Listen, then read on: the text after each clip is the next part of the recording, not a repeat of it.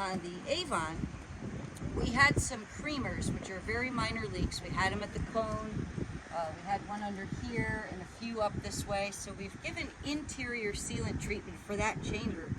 And we intended to do the same for the creamers that we had at the bow. However, when I looked at what I was calling our bulbous patch, something wasn't quite right. It wasn't leaking, but it was detached. It was about to blow out.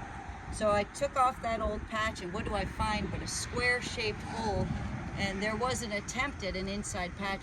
It was severely undersized. So I took that out, put a new inside patch in, but that square is rather big, and we're trying to do all of these boats under strict time constraints. So I put another little baby outside patch just as a reinforcer and came back with our big outside patch.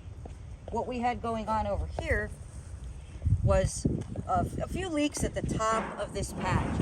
Now, I didn't know if we had seam issues, slow leaks, but we wanted to remedy them nonetheless.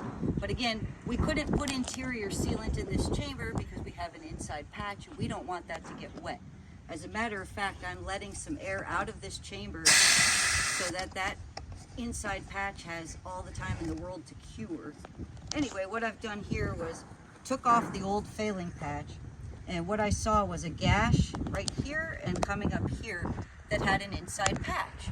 Somehow I think I recognized this boat from ages and ages ago. And I think that's why the patch was over the seam. We've got to have something on the outside if we have an inside patch.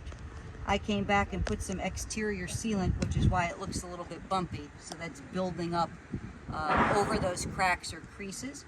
And then cleaned, prepped, and put this patch down. That's it for the Avon.